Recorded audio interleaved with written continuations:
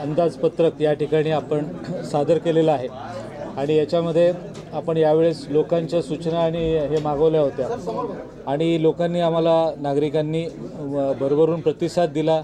अनेक सजेशन त्यांनी आपल्याला दिले. त्याचा देखील समावेश आपण या आपल्या अंदाजपत्रकात केला होता.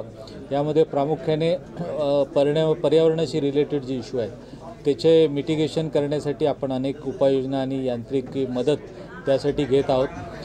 लोकांसाठी अतिशय महत्त्वाची गोष्ट म्हणजे यावर्षी देखील आपण कोणत्याही प्रकारची कर दरवाढ काही केलेली नाही आहे. त्यामुळे लोकांना हा एक फार मोठा दिलासा यातून प्राप्त होणार आहे. याच्या व्यतिरिक्त पाम बीचचं एक्सटेंडेड घनसोली ऐरोलीसारखे जे मेजर प्रोजेक्ट आहेत जे जवळपास 550 कोटीचे आहेत, असे मोठे प्रकल्प आपण हाती घेतलेले आहेत. आणि सर्वात महत्त्वाचं म्हणजे नवी मुंबईचा विस्तार आणि विकास पाहता 2055 साली देखील इथल्या लोकसंख्येला अपेक्षित एवढा पाणी पुरवठा व्हावा यासाठी देखील आपण नियोजन केलेलं आहे आणि त्या कामाचा देखील आपण या अर्थसंकल्पामध्ये समावेश केलेला आहे. तर मला असं वाटतं की विकासाभिमुख आणि लोकाभिमुख असा हा एक अर्थसंकल्प आहे आणि त्याचं नवी मुंबईकर चांगल्या अर्थाने स्वागत करते. किती कोटीचं बजेट सादर करण्यात आलं? 4,950 कोटीचं बजेट आपण यावर्षी सादर केलं आहे. महापालिकेची आर्थिक स्थिती कशी आहे? महापालिकेची आर्थिक स्थिती उत्तम आहे. नेहमीप्रमाणेच नवी मुंबई ही महाराष्ट्रातली नव्हे देशातील एक उत्तम आर्थिक स्थिती असलेली महापालिका आहे आणि यावर्षी आम्ही हे अंदाजपत्रक बनवताना मागील 3 वर्ष केलेला खर्च आणि त्यातून पुढील वर्षी होणारा अपेक्षित खर्च हे सर्व गृहीत धरून वस्तुनिष्ठ असा अर्थसंकल्प बनवलेला आहे आणि मला असं वाटतं की ती जी सुचवलेली कामं आहेत ती पुढच्या वर्षी नक्की आम्ही पूर्ण करू. तसं पाहिलं तर जगातली कुठलीच सार्वजनिक वाहतूक व्यवस्था ही प्रॉफिटमध्ये कधी नसते असा एक ढोबळमानाने अंदाज आहे. नवी मुंबई महापालिकेचा परिवहन विभागाचा जर विचार केला तर अतिशय कार्यक्षम अशी लोकांना पुरवणारी सुविधा आहे.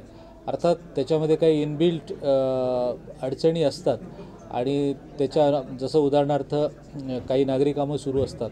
आता नवी मुंबई महापालिका क्षेत्रातील नागरी कामापुरतंच हे मर्यादित नाही आहे. आमच्या बसेस मुंबईला जातात, तिथे मोठ्या प्रमाणात मेट्रोची कोस्टलची कामं चालू आहेत. आपली खोपोलीपर्यंत जातात, कर्जतपर्यंत आपल्या बसेस जातात, नवी मुंबई एअरपोर्ट साईडला उलव्याला जातात. त्यामुळे या नागरी कामांमुळे बरेचदा ट्रॅफिक जाम होते आणि आपलं इंधन वाया जातं, वेळ वाया जातो. अशा प्रकारच्या काही अडचणी त्या ठिकाणी येतात. त्यामुळे ह्या महापालिकेची जी परिवहनची व्यवस्था आहे तीच मुळात सक्षम करणं आवश्यक आहे. म्हणूनच आम्ही वाशी या ठिकाणी ज्या पद्धतीचे त्याचं कमर्शियल एक्सप्लॉयटेशन करण्याचा प्रयत्न केलेला आहे त्या जागांचा आणि त्यातून मला असं वाटतं की ही नुकसानाची भरपाई होईल. त्यामुळे एक ठिकाणी जरी लोकांना सुविधा देताना यावर्षी तर आपल्याला माहिती आहे दिवाळीपासून सर्व ज्येष्ठ नागरिकांना मोफत प्रवास NMMTने दिलेला आहे.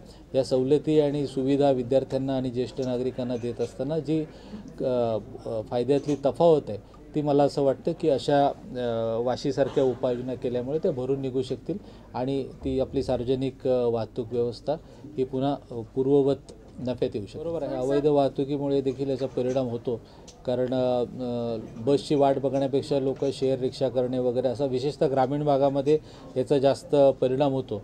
तर RTO आणि आपले जे पोलिसांची वाहतूक विभाग आहे त्यांच्याबरोबर समन्वय साधून या अवैध वाहतुकीला आळा बसेल यासाठी आम्ही नक्की प्रयत्न करू. डबल डेकर बसेस ह्या मला वाटतं ह्या 24-25 जे आर्थिक वर्ष आहे त्याच्या सुरुवातीलाच येतील आणि नवीन आपल्या आर्थिक वर्षाची सुरुवात ही डबल डेकरमध्ये होईल अशी मला अपेक्षा आहे. पाळणाघर आणि ज्येष्ठ नागरिकांना आपण जे निवारा केंद्र केलेले आहेत समाजाच्या दृष्टिकोनातून आपण जर विचार केला तर हे दोन्ही अतिशय महत्त्वाचे आणि हाताळायला अतिशय नाजूक विषय आहेत. पाळणाघरामध्ये त्या पाळणाघरात ठेवली जाणारी लहान मुलं आणि ज्येष्ठ नागरिक निवारा केंद्रामध्ये येणारे ज्येष्ठ नागरिक हे दोन्ही जे समाजातले घटक आहेत हे तितके म्हणजे धडधाकड माणसा एवढे सक्षम नसतात. त्यांना कोणावर तरी अवलंबून राहायला लागतं आणि अशा परिस्थितीमध्ये यांची योग्य काळजी घेण्यासाठी योग्य प्रकारचं त्या ठिकाणी संचलन व्यवस्था आवश्यक असते आणि योग्य प्रकारचे त्या ठिकाणी काळजी घेणाऱ्या संस्था ज्यांना या क्षेत्रातला अनुभव आहे अशा पद्धतीची व्यवस्था असणं आवश्यक आहे. दुर्दैवाने जेव्हा हे इमारतीचं काम चालू होतं त्यावेळेस कोविड किंवा इतर काही कारणांमुळे ही संचलन व्यवस्था करण्याचं थोडं उशीर झाला किंवा त्यामध्ये दिरंगाई झाली, त्यामुळे ही इमारती पूर्ण होऊन देखील त्याचं उद्घाटन होऊ शकलं नाही. परंतु आता आम्ही अंतिम टप्प्यात आलेलो आहे आणि लवकरच त्यांचं लोकार्पण होईल. ही निश्चितच तुम्ही गंभीर गोष्ट आमच्या निदर्शनास आणलेली आहे. असं जर प्रत्यक्षात होत असेल तर मी वर्तमानपत्रातून जाहीररित्या सांगू की अशा प्रकारच्या इमारतीसाठी कोणत्याही खाजगी व्यक्तीशी संपर्क करू नये अशी आम्ही सूचना देऊ. आपण मागचे 3 वर्ष वैद्यकीय किंवा सर्वच विभागांनी जो खर्च केलेला आहे त्याची जी क्षमता आहे आणि नवीन ते किती करू शकतील हे सर्व गोष्टी लक्षात धरून हा वस्तुनिष्ठ अशा प्रकारचा आपण केलेला आहे. 3 वर्षापूर्वी कोविडच्या कालावधीमध्ये आपल्याला अतिरिक्त इन्फ्रास्ट्रक्चर निर्माण करण्याची गरज पडली. त्यामुळे त्या 2 वर्षामध्ये तिथे थोडा अतिरिक्त खर्च झाला म्हणजे त्याच्या रुटीन खर्चापेक्षा. परंतु आपण आता जी नवीन व्यवस्था यावर्षी इंट्रोड्यूस करतो आहे, पॅक्सची असेल, MRI असेल किंवा मॅमोग्राफी असेल, हे सर्व गृहीत धरले तरी मला असं वाटतं की आपण या विभागाला पुरेसा निधी दिलेला आहे. आणि आरोग्य आणि शिक्षण आणि समाज विकास ही क्षेत्र अशी आहेत की तिथे निधीची कमतरता कधीच राहणार नाही. ही जर त्यांनी खर्च केली आणि त्यांना निधीची कमतरता होत असेल तर ज्या ठिकाणी आमचा निधीचा वापर होणार नाही तो निधी आम्ही तात्काळ वर्ग करून देऊ. त्यामुळे तशी अडचण नसणार आहे.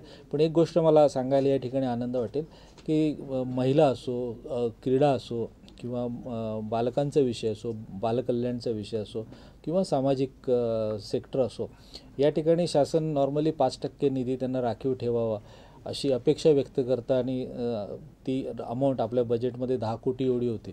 परंतु ह्या विभागाचं जर आपण विस्ताराने जर पाहिलं तर जवळपास 14 कोटी 40 कोटी एवढा आपण निधी ठेवलेला आहे. म्हणजे राज्य शासनाने जे निर्देश दिलेत त्याच्यापेक्षा उम्मीदसे दुगना तिगना आपण हा निधी यांच्यासाठी ठेवलेला आहे. त्यामुळे मला असं वाटतं शिक्षण, आरोग्य आणि सामाजिक विकास या क्षेत्रामध्ये बिलकुलच निधीची कमतरता पडणार नाही.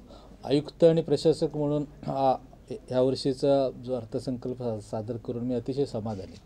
त्याचं एक कारण असं आहे की अजिबात कुठेही फुगवटा न आणता वस्तुनिष्ठ असा आणि शासनाकडून येणारं अनुदान किती आहे, आमची क्षमता किती आहे, आम्ही किती वसूल करू शकतो, या सर्व शक्यता गृहीत धरून आम्ही ते बनवलेलं आहे. त्यामुळे हा वस्तुनिष्ठ अहवाल हा नक्कीच पुढच्या वर्षी इम्प्लिमेंट होऊ शकेल अशी त्याच्या क्षमता आहे. या गोष्टीचं मला समाधान आहे. गेल्या वर्षी आपण जे जाहीर केलं होतं त्यापैकी जे आपले लँडमार्क होते, जो पाम बीचचा अडकलेला एक्सटेंडेड घनसोली-ऐरोली ब्रिज आहे आणि तो आपण पूर्वीपेक्षा वेगळ्या पद्धतीने हँडल करतो आहे. आपण तो ऐरोली काटेरी रोडला कनेक्ट करतो आहे. म्हणजे पाम बीचवरून ती सुरू झालेली कनेक्टिव्हिटी ही अप टू मुलुंड मार्गे मुंबई आणि दुसऱ्या बाजूला त्यातल्या त्यात एक्सप्लोअर करायला अवघड असणारा कल्याण डोंबिवली, शीळफाटा, पालावापासून अंबरनाथपर्यंत हे 2 जे भाग आहेत हे दोन्ही ह्या घनसोली-ऐरोली ब्रिजमुळे कनेक्ट होणार आहेत. आणि गेल्या वर्षी काही परवानग्यांमुळे त्याला डिले झाला, ती एक खंत होती. पण यावर्षी आता आम्ही अंतिम टप्प्यात आहोत. पुढच्या आठवड्यात माननीय उच्च न्यायालयामध्ये याचं मॅटर आहे. आपलं टेंडर फायनल झालेलं आहे. त्यामुळे मला असं वाटतं की या वर्षात आम्ही जर हे काम पूर्ण करू शकलो तर मला नक्कीच एक मोठा इन्फ्रास्ट्रक्चर प्रोजेक्ट माझ्या कालावधीत पूर्ण झाला याचं समाधान वाटेल. Thank you sir.